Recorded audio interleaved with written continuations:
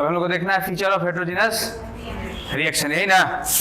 बहुत ही आसान है ये भी, ये चैप्टर आप लोग को आसान लग रहा होगा, लग रहा है ना आसान। देखिए कि कोई भी चीज़ अगर सॉलिड में होगा COCH3S और आपका क्या बनेगा ये CaO सॉलिड प्लस आपका CO2, यही ना। अगर कोई चीज़ अगर कोई रिएक्शन है हेटेरोजेनस रिएक्शन है, ये सॉलिड है, ये सॉलिड है और क्या है आपकी गैस, तो इसका Kp और Kc कितना होगा, Kp और Kc कितना होगा। तो बोलता है कि जो कंसंट्रेशन जो होता है सॉलिड का वो होता है 1, वो कितना होता है 1, और नंबर ऑफ मोल जो होगा वो कितना होगा 0, नंबर ऑफ मोल कितना होगा 0। अब ये बोले कि अगर हमको यहाँ पे Kc लिखना होगा तो क्या लिखेंगे, कंसंट्रेशन ऑफ CO2, इसका कंसंट्रेशन कितना होगा 1 और इसका भी कंसंट्रेशन कितना होगा 1 ही होगा, ठीक है। प्रेशर भी जो होता है वो कितना होता है सॉलिड का 1 होता है, तो यहाँ पे क्या होगा आपका प्रेशर ऑफ CO2 ही होगा, ठीक है। अगर हम बात करें डेल एक्स का, किसका डेल एक्स था ना, तो डेल एक्स का बात करें तो क्या है number of mole of product, तो प्रोडक्ट में क्या बोले जो ये क्या होगा आपका सॉलिड का 0 होगा, सॉलिड का कितना होगा 0 होगा, इसका 1 + 0 और -0, मतलब डेल एक्स जो होगा वो कितना होगा 1 होगा। तो आप क्या पढ़े थे Kp = Kc × RT, तो कितना हो जाएगा यहाँ पे 1 हो जाएगा। आगे समझ में ये बात बोलता है, तो लिखिएगा इसमें द कंसंट्रेशन और पार्शियल प्रेशर, द कंसंट्रेशन और पार्शियल प्रेशर, द कंसंट्रेशन और पार्शियल प्रेशर और कंस्टिट्यूएंट ऑफ हेटेरोजेनस रिएक्शन और constituent of heterogeneous reaction are assumed to be 1, are assumed to be 1, and number of mole is taken as 0, and number of mole is taken as 0.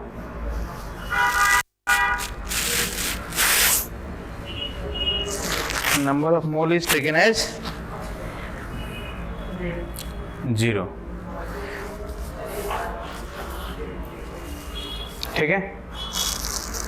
चलिए ये आप छाप लीजिए, कोई दिक्कत है इसमें, समझ में आएगा बात को। अब देखिए, अब इस तरह से कितना भी रिएक्शन हो, इस तरह से क्या हो कितना भी रिएक्शन हो, जैसे कि आपका एक और हम देखते हैं, इसमें आपको Kp और Kc लिखना है, Kp और Kc लिखना है 2 और 6, फिर CO2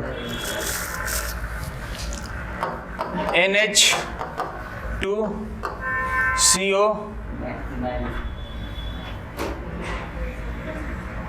NH4, ये सॉलिड के फॉर्म में है, ये क्या बना रहा है आपका 2NH3 प्लस आपका CO2 प्लस क्या बना रहा है आपका ये CO2 बना रहा है, ठीक है।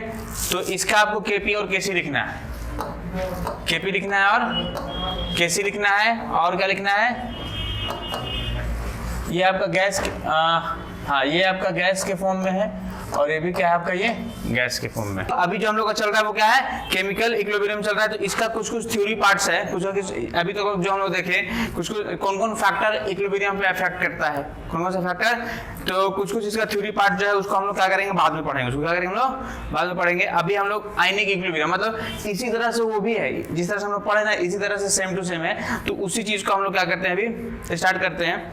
या तो फिर ना रुक जाओ, उसको एक का लॉ ऑफ मास एक्शन का एक प्रिंसिपल है उसको देखते हैं, उसको हम पढ़ा देते हैं। हाँ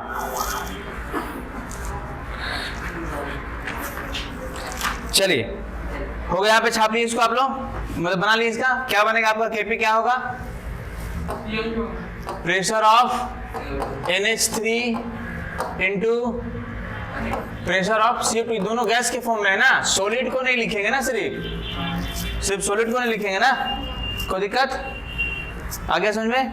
फिर उसी तरह से इसका क्या होगा, Kc कितना होगा, कंसंट्रेशन ऑफ NH3 होगा, ये NH3 पे पावर 2 और कंसंट्रेशन ऑफ CO2, यही होगा। आगे समझ यहाँ पे कोई दिक्कत? चलिए ठीक है, तो अब टॉपिक दीजिएगा application of law of mass action. ठीक है, समझिएगा बात को। Application of law of mass action में क्या है, बहुत आसान है, ये भी मैं आपको बता दे रहा हूं, ध्यान से समझना। ठीक है, देख लो, एक एग्जांपल देते हैं आपको, मतलब ये एग्जांपल नहीं, इसका क्या एप्लीकेशन है, H2I2 और ये क्या बना 2HI। ध्यान से सुनिएगा, जब रिएक्शन स्टार्ट होगा, जब क्या होगा, रिएक्शन स्टार्ट होगा तो क्या होगा, देखो यहाँ पे जो कुछ है, यहाँ पे क्या है, इनिशियली नंबर ऑफ मोल, यानी नंबर ऑफ मोल, यहाँ इसके आगे कोफिशिएंट कितना है, 1 है, मतलब ये 1 मोल है, मतलब कितना है, ये 1 मोल है। यहाँ पे भी कितना है, ये 1 मोल है, और इनिशियली ये क्या होगा, आपका 0 होगा। इनिशियली ये क्या होगा आपका, क्योंकि वो तो बनेगा नहीं, वो क्या होगा, बनेगा थोड़ी देर के बाद बनेगा ना, थोड़ी देर के बाद बनेगा। ये कब बनेगा, ये कब बनेगा, जब इसमें से, ध्यान से सुन लो, है ना, एट, हम यहाँ पे लिख देते हैं एट इक्विलिब्रियम, एट इक्विलिब्रियम। तो इसमें से क्या होगा, कुछ पार्ट टूटेगा, कुछ पार्ट टूटेगा, तो वो है आपका अल्फा, जिसको बोलते हैं डिग्री ऑफ डिसोसिएशन, वो क्या है आपका अल्फा। ठीक है, और इसमें से भी कुछ पार्ट टूटेगा, तो जो टूटे, जो था पहले से उसी में से माइनस होगा, जो था उसमें से उसी में से माइनस होगा, और यहाँ पे जितना होगा उतना ही बनेगा 2 अल्फा। यहाँ पे ये जो नंबर है ना, उतना ही बनेगा, ऐसा नहीं ये वाला एक टूटा है, ये वाला एक टूटा है तो 2 हो गया, ऐसा नहीं है, ऐसा नहीं, याद रखना, यहाँ पे जितना होगा उतना ही बनेगा। ठीक है, इसको अभी हम लोग एक और एग्जांपल देंगे तो आपको ज्यादा समझ में आएगा। तो ये इक्विलिब्रियम पे क्या हो गया, नंबर ऑफ मोल, ये इक्विलिब्रियम पे क्या हो गया, एट इक्विलिब्रियम नंबर, यहाँ पे लिख देते हैं n, मतलब नंबर ऑफ मोल। ठीक है, अब number of mole by volume क्या होता है, number of mole by volume क्या होता है, कंसंट्रेशन। तो V कितना होगा इसका, सॉरी कंसंट्रेशन कितना होगा इसका, 1 minus alpha by V, 1 minus alpha by V, 1 minus alpha by V, और यहाँ पे कितना होगा, 2 अल्फा बाई V होगा। कोई दिक्कत है यहाँ पे, आ रहा है समझ में? उसके बाद जो है, अगर हम लिखना चाहें Kc, क्या लिखना चाहें Kc, तो Kc आप जानते हैं क्या है आपका, HI पे पावर 2 डिवाइडेड बाई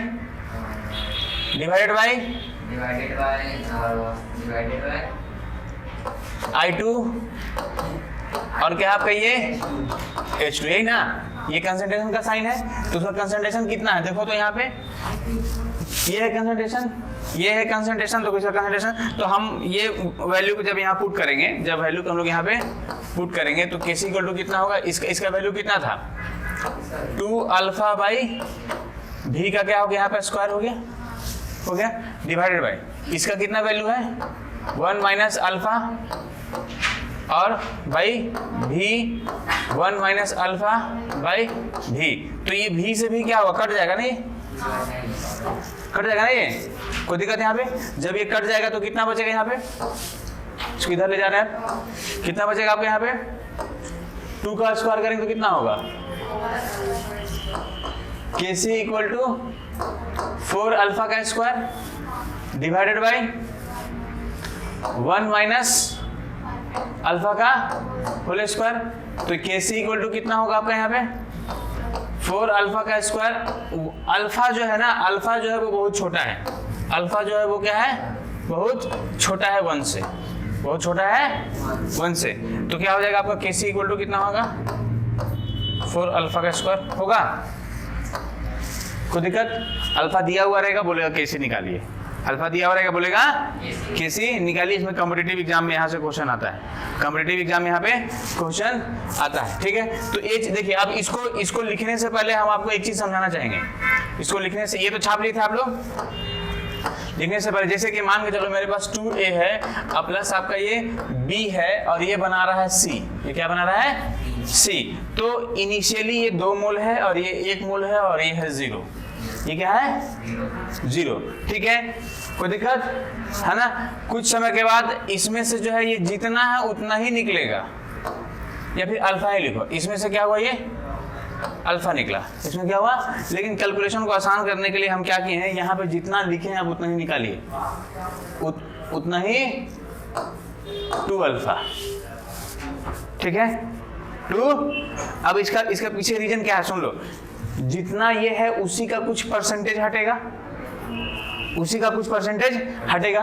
तो अगर हमको इसका परसेंटेज निकालना होगा तो इसमें अल्फा को मल्टीप्लाई करना होगा ना, फिर यहाँ पे माइनस अल्फा, माइनस अल्फा। अब यहाँ पे लोग सोचेगा यहाँ पे 3 है, यहाँ पे 1 है, तो ये कितना होगा, यहाँ पे 2 है, यहाँ पे 1 है, 3 होना चाहिए, 3 नहीं होगा, यहाँ पे कितना होगा, ये अल्फा ही होगा, यहाँ पे कितना होगा, ये आगे समझ में कोई दिक्कत। मतलब समझो, जैसे कि मान के चलिए ये तुम्हारा 1 है और एक यहाँ पे तुम्हारा क्या है 3, 1A है, 3B है और 4C है, ठीक है। तो इसके सामने कुछ नहीं, तो 1 मोल, इसके सामने क्या है 3 मोल।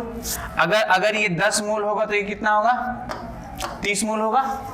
समझो बात को, ये चीज को बहुत समझना बहुत जरूरी है, ये चीज को समझना बहुत ही जरूरी है, ठीक है। ये 1 मोल होगा तो ये क्या होगा 10 मोल होगा, मतलब इसका 1 मोल 3 मोल के साथ रिएक्ट कर रहा है। अब इसका 1 मोल 3 मोल के साथ रिएक्ट कर रहा है तो ये कितना बन रहा है 4 नहीं करते, यहाँ पे हम 2 कर देते हैं, ठीक है। ये तो 3 और 3 सब जोड़ देगा, तो ये इनिशियली तो ये 0 होगा, ये इनिशियली क्या होगा 0 होगा। लेकिन जब इसमें से टूटेगा, जब मान इसमें से क्या होगा 1 में से अल्फा निकला और यहाँ पे क्या निकला 3 में से 3 अल्फा निकला, 3 में से 3 अल्फा निकला, तो ये कितना बनेगा 2 अल्फा बनेगा। कैलकुलेशन का ये तरीका है, कैलकुलेशन का क्या ये, हाँ देखो ध्यान से सुन लो, इसका 1 मोल जो है कितना बना रहा है, इसका 1 मोल कंबस्ट हो रहा है तो 2 मोल बन रहा है ना, तो ये 1 अल्फा निकलेगा तो कितना बनेगा 2 अल्फा। कैलकुलेशन साफ है, कैलकुलेशन क्या है, आप यहां से भी देख लीजिए, इसका 3 मोल कितना बना रहा है 3 मोल जो है, ये 3 अल्फा कितना बना रहा है, इसका 2 अल्फा बना रहा है ना, तो वही लिख दिए 3 अल्फा कितना बना रहा है। या इस तरह से देखो, अगर यहाँ पे 3 मोल है ना, 3 मोल है ना जी, 3 मोल कितना बना रहा है 2 मोल का फॉर्मेशन कर रहा है। समझ में आ गया बात को, है मतलब ये स्टोइचियोमेट्रिक कैलकुलेशन है, स्टोइचियोमेट्रिक। कोई दिक्कत यहाँ पे समझ में आया बात को। तो application of law of mass में पहले आप इसको लिख लीजिएगा, उसके बाद उसको लिखेंगे। पहले आप क्या कीजिए, इसको लिख लीजिए, उसके बाद उसको लिखेंगे। चलिए छापे तो जल्दी से, फुर्ती में थोड़ा। नेक्स्ट छापिए इसको छाप लीजिए आप, ठीक है। हाँ चलिए आगे देखते हैं। तो इस तरह से और भी, जैसे कि मान के चलिए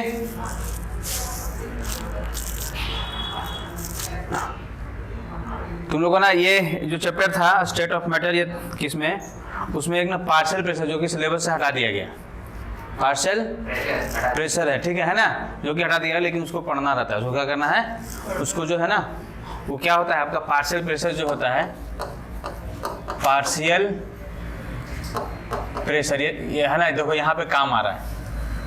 या हो सकता है ये भी तुम लोग का सिलेबस से हटा दिया होगा, इसमें इस चैप्टर में भी हटाया, इसमें भी क्या क्या हटाया कुछ है पता है? Application of law of mass section है, देखो तो। अच्छा होगा तो बता देंगे, छोड़ दे यहाँ पर अंदर, हटा। हमको नहीं लगता कि अगर ये फिर इसको पढ़ाना पड़ जाएगा अभी, छोड़ दे इसको, है ना। तो उसी तरह से देखिए आप क्या कीजिएगा, जैसे कि PCl 5 है और यहाँ पे PCl3 प्लस Cl2, इसका आप KC लिखिएगा, सॉरी KC लिखिएगा। क्या लिखिएगा आप, KC लिखना कैसे, इसका नंबर ऑफ मोल 1 है, यहाँ से निकले, यहाँ से 0 एरिए नंबर ऑफ मोल से निकाल लेते हैं जो आप पहले बताए। नहीं, नंबर ऑफ मोल से, नंबर ऑफ मोल से in term of alpha, in term of alpha, है ना। तो अल्फा क्या है आपका, डिग्री ऑफ डिसोसिएशन, अल्फा क्या है आपका, लिख लो, है ना, कहीं पे लिख लो, अल्फा क्या है आपका, डिग्री ऑफ डिसोसिएशन, ठीक है। तो इसको बना लीजिएगा। चलिए आगे देखते हैं हम लोग, अब टॉपिक दीजिएगा आयनिक इक्विलिब्रियम। आयोनिक इक्विलिब्रियम, अभी ये सब टर्म सीख जाइए आप। आयोनिक इक्विलिब्रियम, ठीक है, सब सीख जाइएगा ना, तो आप एग्जाम जब दीजिएगा तो आपको समझ में आएगा कि हाँ हमको यहाँ पे क्या करना है। बहुत ज़्यादा डीप नहीं जाएंगे, तो बहुत ज़्यादा डीप से आपको क्वेश्चन भी 11th में नहीं पूछेगा अभी फिलहाल, ठीक है। सुन लीजिए, ध्यान सुन लीजिए, आयनिक इक्विलिब्रियम वो आपका केमिकल इक्विलिब्रियम था। तो यहाँ पे कुछ चीज आपको जानना है। एक तो आपको जानना है इलेक्ट्रोलाइट, क्या जानना है आपको? इलेक्ट्रोलाइट, समझना बात को, ठीक है। इलेक्ट्रोलाइट देखिए, अगर आप सीखे हुए रहिएगा आपको बहुत मजा आएगा, ठीक है। इलेक्ट्रोलाइट किसको बोलते हैं? जो आयंस में ब्रेक हो जाता है। ध्यान सुन लो, रुको, जो क्या हो, आयंस में ब्रेक होता है, डिफाइन कर देंगे। आयंस में क्या हो?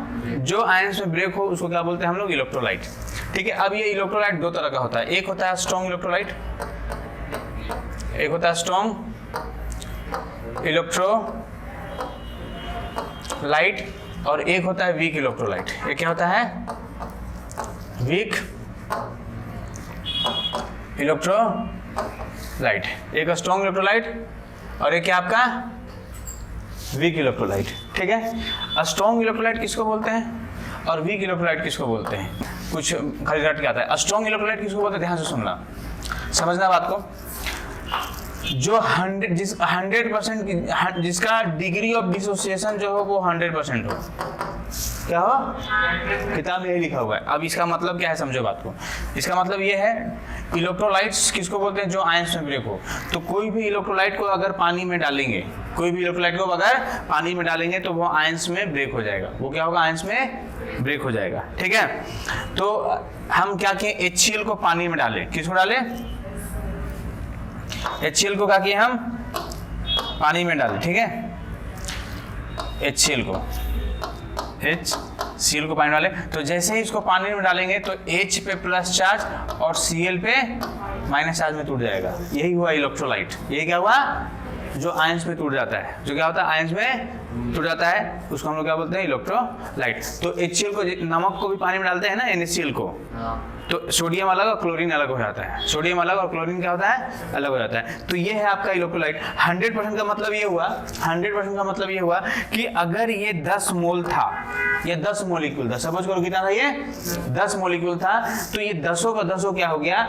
10 जो है H+ बना दिया और 10 जो है वो क्या बना दिया? Cl- बना दिया। ये हुआ 100% डिसोसिएशन। ये क्या हो गया? 10 में से 10 का 10 क्या हो गया? ब्रेक हो गया। ये क्या हो गया आपका? 100% डिसोसिएशन। कोई दिक्कत? वीक इलेक्ट्रोलाइट किसको बोलते हैं? वीक इलेक्ट्रोलाइट किसको बोलते हैं? जितना भी ऑर्गेनिक एसिड है वो सारा का सारा क्या है? वीक इलेक्ट्रोलाइट है। सारा का सारा क्या है? वीक इलेक्ट्रोलाइट है। तो किसको कहते हैं? जिसका जो है डिग्री ऑफ डिसोसिएशन जो है वो 100% नहीं है। डिग्री ऑफ डिसोसिएशन क्या है? वो 100% नहीं है। अब इसका मतलब क्या हुआ? इसका मतलब ये हुआ कि हम इसका एग्जांपल देके बताते हैं। CH3COOH एसिटिक एसिड, ये क्या है आपका? एसिटिक एसिड है, ठीक है। जब ये टूटेगा तो CH3COO पे नेगेटिव और प्लस आपका H पे प्लस चार्ज, इसमें टूटेगा, ठीक है। ये क्या किए ना, हम इसमें 10 मोलिक्यूल डालिए, 10 मोल समझो, 10 मोलिक्यूल डालें तो 10 मोलिक्यूल घूमता हुआ दिखेगा। CH3 होगा ना, तो जैसे ही पानी में डाले तो 10 में से क्या हुआ? सिर्फ 2 ही टूटा। सिर्फ क्या हुआ? 2 ही टूटा। तो यहाँ पे क्या हुआ? पार्शियल डिसोसिएशन हुआ। यहाँ पे क्या हुआ? पार्शियल। तो वैसा इलेक्ट्रोलाइट जिसका पार्शियल डिसोसिएशन होता है उसको क्या बोलते हैं हम लोग? Weak electrolyte. उसको क्या बोलते हैं हम लोग? Weak electrolyte. यहाँ पे क्या हो गया? ये पार्शियल डिसोसिएशन। आ गया समझे बात को? कोई दिक्कत? चलिए, तो आप लिखिए पहले। आप लोगों को समझ में आया? यस कीजिएगा आप लोग।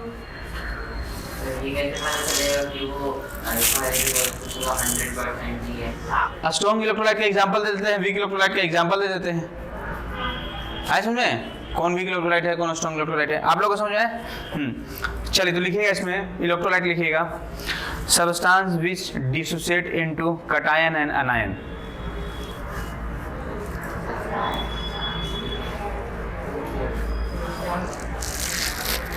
Substance which dissociate into cation and anion. Cation and anion.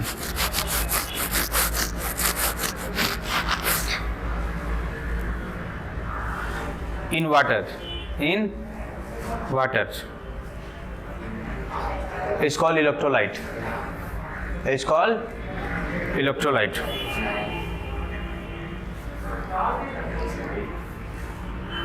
Substance which dissociate into cation and anion in water is called electrolyte. Is called electrolyte. ठीक है, चलिए अब इसको छाप लीजिए। इसका एग्जांपल यहाँ पे दे देंगे, इसका एग्जांपल यहाँ पे दे देंगे। अब इसको क्या कीजिए, आप छाप लीजिए, जो बोर्ड में है उसको छाप लीजिए आप। समझिए बात को। इसका एग्जांपल देखिए, a strong acid, a strong base and all salt. लिख लो इसका, a strong acid, a strong base and a strong salt. A strong acid, a strong base and all salt, जितना भी सॉल्ट है स्ट्रॉन्ग का, है ना। A strong acid, a strong base and all salt। इसमें क्या हो गया, strong, इसमें weak acid, weak base, weak acid,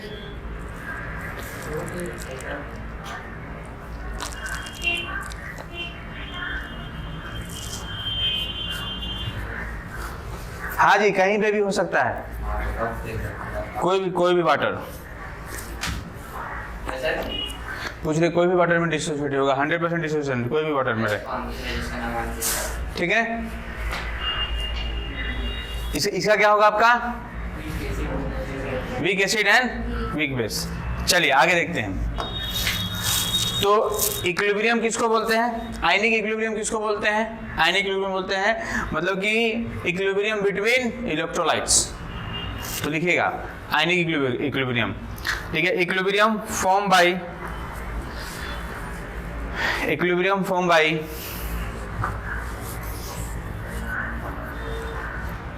the dissociation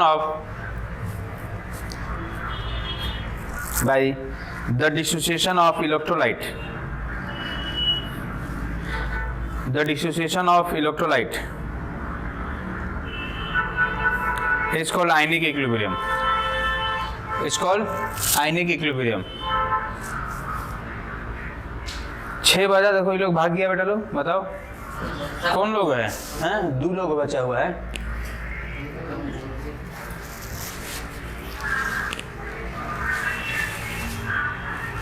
क्या बोला वो, इट्स कॉल्ड आयनिक इक्विलिब्रियम। और करके लिख लो, equilibrium in which ion is present, equilibrium in which ion is present is called ionic equilibrium, is called ionic equilibrium, is called ionic equilibrium.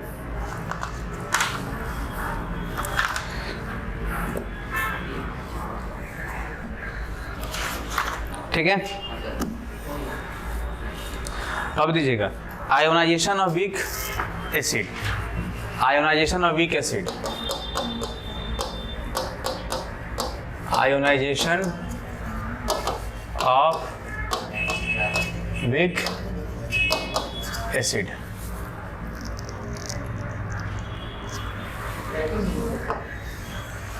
ठीक है, ionisation of weak acid. ध्यान से सुनिएगा, क्या है आपका, जैसे कि मान के चलो क्या किए हम, HCOOH, ये ऑर्गेनिक एसिड है, इसका नाम है फॉर्मिक एसिड। इसका नाम क्या है, एक कार्बन है, एक कार्बन जिसमें होता है उसको क्या बोलते हैं, फॉर्मिक एसिड। इसको पानी में डालें, इसको क्या किया हम लोग, पानी में डाले। पानी बाद में लिखे हैं तो ये मत समझना कि, है ना, बाद पानी जो है बाद में डाले, ठीक है। पानी में एसिड डाले, एसिड में पानी डाले हैं, दोनों में डिफरेंस है, दोनों में क्या है, डिफरेंस है, ठीक है। तो इसमें पानी डाले तो क्या हुआ आपका, यहाँ पे ये जो है ये टूट गया, ये क्या हो गया आपका, टूटा। तो टूटा तो किस में टूटा, ये HCOO पे नेगेटिव प्लस H3O पे प्लस चार्ज, H3O पे प्लस चार्ज। और ध्यान से सुन लो, बात नहीं करो। और ये वाला जो है ना, ये हो सकता है कि खाली इसी तरह से लिखा हुआ हो, H पे प्लस चार्ज और HCOO पे नेगेटिव। ये दोनों का दोनों क्या है ना, ये दोनों क्या है, बराबर है, दोनों क्या है, बराबर है, वो दोनों एक ही चीज़ है। वो दोनों क्या है आपका, H3O पे plus charge equal to H plus होता है, ये आपका होता है। ठीक है, पहला बात। दूसरी बात ये है कि या तो आप इस तरह से लिखिए या तो फिर डायरेक्टली आप इसको लिखिए, इस तरह से कोई दिक्कत नहीं है। अब इसमें आप क्या लिखिएगा, अब इसमें लिखिए Ka, वहाँ पे क्या था Kc था, Kp था, यहाँ पे Ka है, A फॉर ये ionic constant for acid, ionic constant for acid. तो इसका वैल्यू कितना होगा, concentration of H plus, concentration of H plus और आपका HCOO पे नेगेटिव डिवाइडेड बाय HCOOH होगा, यहाँ पे ये होगा ना। और जो है ये क्या है आपका ionic constant of acid, ionic constant for acid. कोई दिक्कत, समझ में आया बात को? चलिए छापिए इसको।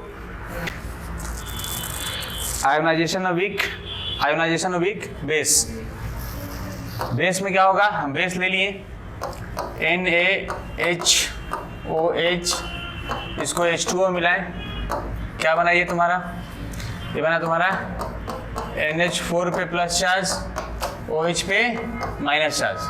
ऐसे लिखिए, या तो फिर NH4OH एक्वस, एक्वस का मतलब समझ रहे ना, पानी मिला हुआ है इसमें, क्या होगा ये NH4 पे प्लस चार्ज OH माइनस, बात बराबर है, बात क्या है, बराबर है। तो इसके लिए क्या लिखेंगे Kb, इसके लिए क्या लिखेंगे, बेस के लिए Kb, NH4 पे प्लस चार्ज और OH पे minus charge divided by NH4OH। अभी आप इसको लिखिए, कुछ कुछ चेंजिंग होता है, इसको हम लोग देखेंगे आगे। ठीक है, छापिए इसको आप। ठीक है, अगर नहीं किए होंगे तो फिर से बता देते हैं। बेस है ये आपका, बेस को H2 के साथ मिलाएं, NH4 पे प्लस चार्ज OH पे माइनस, या तो फिर NH4OH एक्वस लिखेंगे ये आपका इस तरह से तोड़ के, और इसको Kb जो लिखेंगे वो कैसे लिखेंगे, CH4 पे प्लस चार्ज, ये जो हम आपको इक्विलिब्रियम में जो पढ़ा है, इक्विलिब्रियम में जो हम पढ़ा है। ठीक है, ये तो हो गया आपका। अब एक टॉपिक दीजिएगा, Ostwald law, Ostwald law for ionisation of weak electrolyte. Ostwald समझ में आ रहा है आप लोग को? Ostwald law for ionisation of weak electrolyte, OSWALD, Ostwald law for ionisation of weak electrolyte, ionisation of weak electrolyte. देख लीजिए, ध्यान सुनिएगा। HA जो है इसको मान लिए हम वीक इलेक्ट्रोलाइट, क्या मान लिए इसको हम लोग, वीक इलेक्ट्रोलाइट। ठीक है, अब ये HA जो है ये क्या होगा आपका, ये टूटेगा किसमें, H पे प्लस चार्ज और A पे माइनस चार्ज, A पे प्लस चार्ज और A पे माइनस चार्ज। ठीक है, इसका जो इनिशियल कंसंट्रेशन जो होगा, इनिशियल कंसंट्रेशन जो होगा C होगा, इसका क्या होगा 0 और इसका क्या होगा G होगा। कुछ समय के बाद मतलब इक्विलिब्रियम पे, एट इक्विलिब्रियम इसमें से क्या निकलेगा, C है तो C अल्फा निकलेगा, C है तो कितना निकलेगा, 1 था तो 1 अल्फा, 2 था तो 2 अल्फा, 3 था तो 3 अल्फा, तो C था तो कितना निकलेगा, C अल्फा। ये कितना बनेगा, C अल्फा, और ये कितना बनेगा, C अल्फा बनेगा यहाँ पे, कौन दिक्कत। अब अगर हम Ka लिखे, अब अगर हम क्या लिखे, हम लोग Ka लिखे तो क्या लिखेंगे, कंसंट्रेशन ऑफ H प्लस। ये चैप्टर बहुत ही इंपॉर्टेंट चैप्टर है, आप पूरा का पूरा इसको आप लोग को पढ़ना होगा। अभी 12th में मेरे पास जो बच्चा है ना, अभी 12th में इसका कितना यूज होता है, पूरा जो ऑर्गेनिक है ना, ऑर्गेनिक में इसका यूज होता है, लेकिन किसी को कुछ पता नहीं है, तो अब हम इतना पूरा आयनिक इक्विलिब्रियम तो नहीं पढ़ा सकते ना, कुछ सिखाएं जितना हो सका हमसे। तो ये बहुत इंपॉर्टेंट चैप्टर है। ठीक है, इसको लिख सकते हैं इतना। अब इस सब की जगह पे है कितना है कंसंट्रेशन इसका, C अल्फा, और ये कितना है आपका C alpha divided by C minus C alpha, यही ना है। ठीक है, फिर उसके बाद क्या कर सकते हैं हम लोग इसमें से, देखो तो के ए इक्वल टू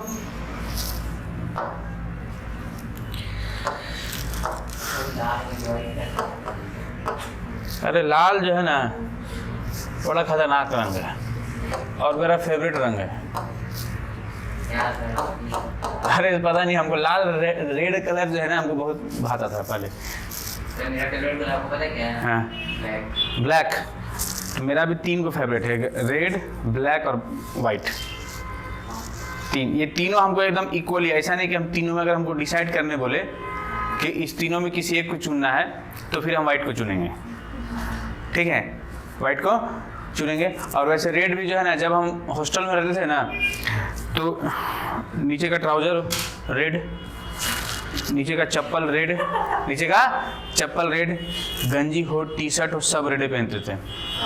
मेरा दोस्त लोग बोलता है साला तुम्हारे पीछे ना साड़ छोड़ देंगे हम, तुम्हारे पीछे जो है ना साड़ छोड़ देंगे तब तुमको बुझाएगा। तो यहाँ पे ध्यान सुन लीजिए, ये है आपका, इसे से कट जाएगा ना, ये कट जाएगा तो के ए इक्वल टू क्या लिख सकते हैं हम लोग, सी अल्फा का स्क्वायर बाई 1 माइनस अल्फा। और आपको पहले बताया है कि अल्फा जो है बहुत छोटा है, बहुत छोटा है, तो के ए इक्वल टू कितना होगा, सी अल्फा का स्क्वायर होगा।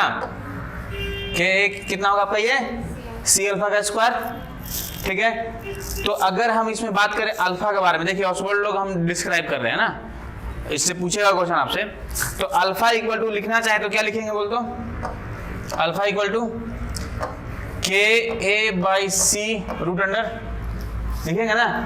और के ए क्या है, कांस्टेंट है, के ए क्या है, कांस्टेंट है। चलो पहले आप इसको लिख लीजिए, यहां तक छाप लिए। चलिए तो लिखिएगा इसमें नेक्स्ट क्लास।